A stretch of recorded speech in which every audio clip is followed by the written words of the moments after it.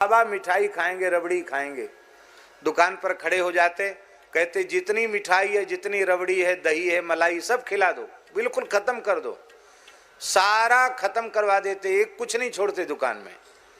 फिर गुदड़ी झाड़ते, बोले जितना तुम्हारा होता हो उतना उठा लो। ऐसे विचित्र थे। बड़ी महंगी महंगी घड़ी पैर में बांधते थे। तो हमारे पूज्य पहाड़ी बाबा महाराज ने पूछा कि बाबा हाथ में तो लोग बांधते, आप पैर में क्यों बांधते हो? कहते महंत जी क्या बता मैं, अब दुनिया की साधुओं में श्रद्धा तो रह नहीं गई है। प्रणाम करना भी नहीं जानते। उस जमाने में घड़ी लोग कम बांधते थे, उस जमाने की बात है। महंगी से महंगी घड़ी पैर में बांधते। तो कहते कोई पूछता बाबा टाइम, तो कहते देख। तो जो सिर झुकाएगा तो बोले इस बहाने कम से कम संत के चरण में सिर तो झुक जाएगा। ऐसे थे।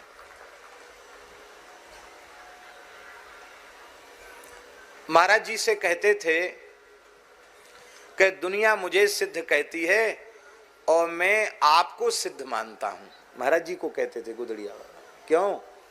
कहते आपके जैसी योगिक सामर्थ्य मैंने किसी में नहीं देखी और आपके जैसी निष्कामता भी मैंने किसी में नहीं देखी, क्योंकि आपके मन में कभी किसी वस्तु की बड़ी बड़ी विलक्षण अनुभूतियां वो महाराज जी को बताते थे। वो गुदड़िया बाबा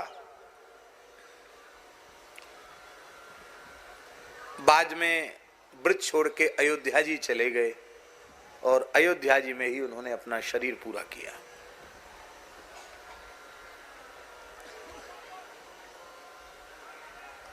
वृंदावन से कुछ दिन अस्कुंडा घाट पर चले गए। अस्कुंडा घाट मथुरा में है।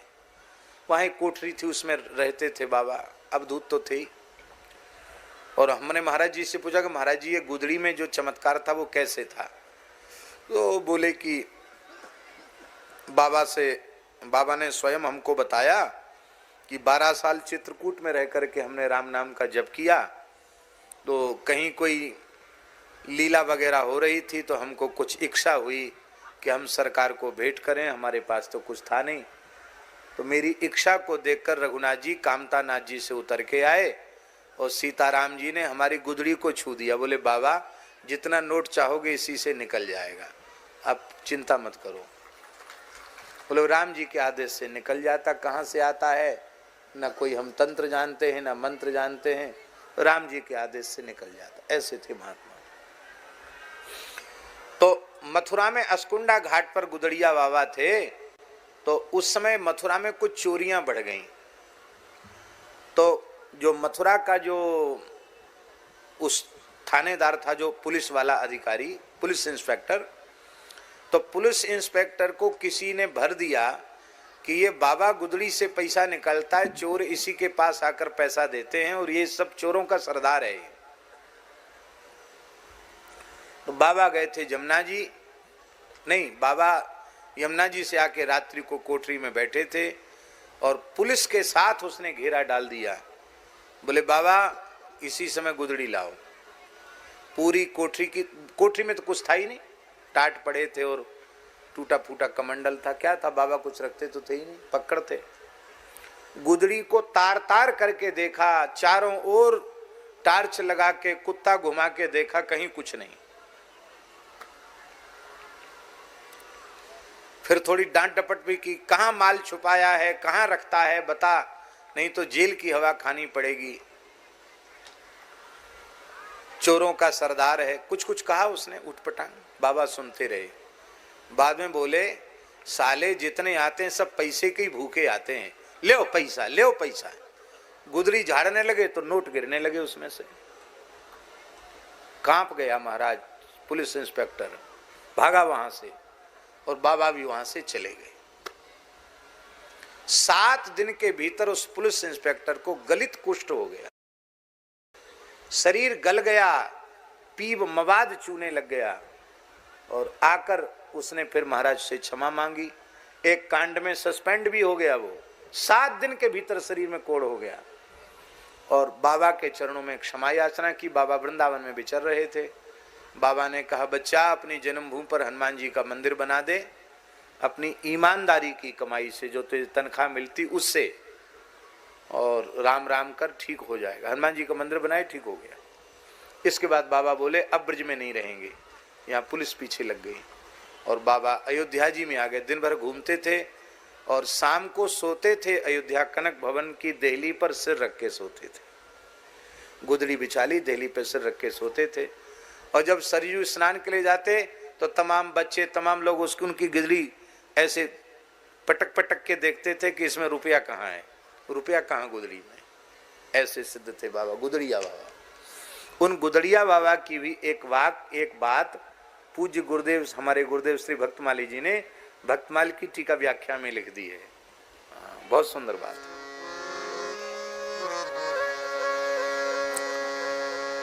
पर इसका आशय समझे बिना नाराज नहीं होना।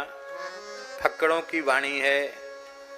एक जगह हमारे एक संत हैं मदन मोहन दास जी, उन्होंने बोल दिया तो उधर रानी खेत की बात है तो पंडित सब नाराज हो गए, इनकलाब जिंदाबाद करने लगे, बोले सब जेल मानहानि का दावा करेंगे।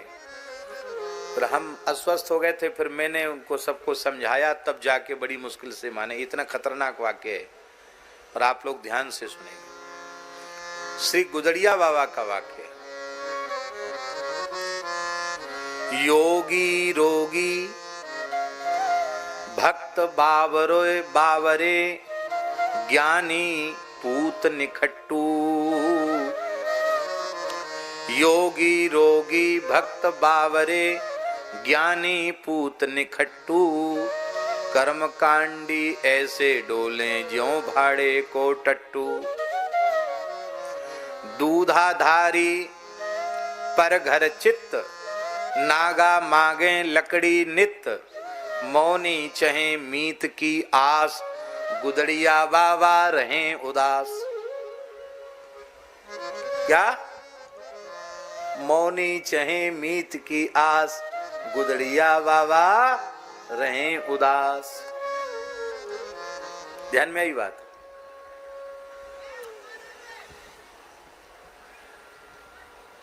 योगी रोगी, एक से दोनों अर्थ हैं। योगी जो होते हैं, यदि भक्त नहीं है तो चाहे जितना यम नियम आसन प्राणायाम कर लें और चाहे तमाम योग की सिद्धियों को अर्जित कर लें, किंतु यदि भगवत भक्ति नहीं उदित भई है, भगवत शरणागति का भाव उनके मन में जागृत नहीं हुआ है, तो उन योगियों का भवरोग दूर होने वाला नहीं है। इसलिए योगी रोगी।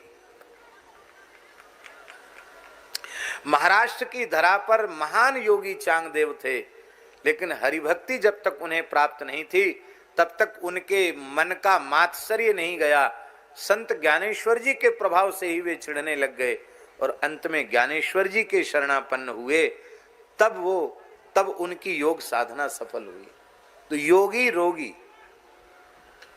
योगी माने भक्ति शून्य, योगी भवरोगी।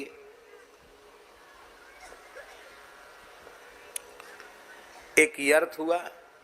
दूसरा अर्थ ये हुआ कि खूब खाने पीने वाले लोग वो तो हमारे जैसे मोटे होते हैं और नेति धोती बस्ती कुंजल शंख प्रछाल आदि यौगिक क्रियाओं को करने वाले उनका शरीर तो ऐसा होता है, इकहरा शरीर होता है।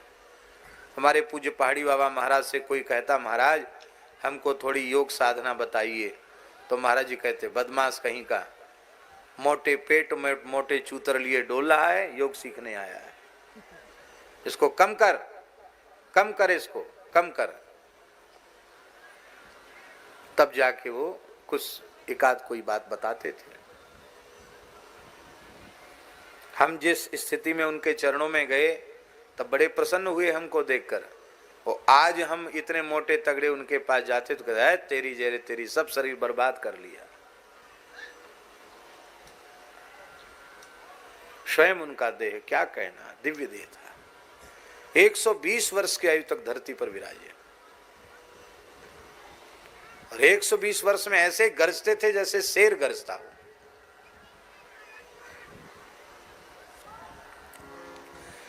तो भैया योगाभ्यास करने वाले, साधन करने वाले, उनका शरीर मोटा तगड़ा नहीं, वो संसार की दृष्टि में रोगी जैसे लगते हैं। योगी रोगी, भक्त बावरे, इसके भी दो अर्थ हैं। एक अर्थ ये है, यदि ईमानदारी से भगवान की भक्ति भीतर प्रकट हो गई है तो संसार के लोग उसको बावरा ही समझते हैं, पागल ही समझते हैं। लोग कहें मीरा भई रे बावरी, न्यात कहें कुल नासी रे, पग घुंघरू बांध मीरा नाची रे। भगवान के भक्तों को लोग पागल ही समझते हैं। एक अर्थ। दूसरा अर्थ तो ध्यान से सुने। दूसरा अर्थ यह है, भक्त बावरे, हृदय में भगवान की भक्ति नहीं है।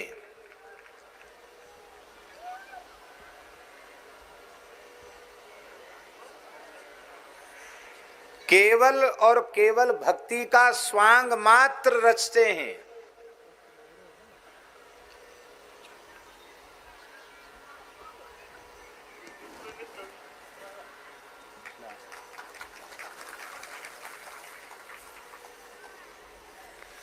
भक्ति का केवल स्वांग मात्र रचते हैं। बहुत ध्यान से सुनो भाई, बहुत सावधान होकर सुनना। भक्ति के नाम पर केवल दूसरों को ठगने का काम करते हैं। ऐसे लोग बुद्धिमान नहीं हैं, ऐसे लोग पागल हैं। वे दूसरों की हानि कम कर रहे हैं, स्वयं की हानि अधिक कर रहे हैं। पागल क्या करता है? अपनी हानि करता। पागल तो पागल है, कहो छत से कूद जाए, क्या कर ले पता नहीं।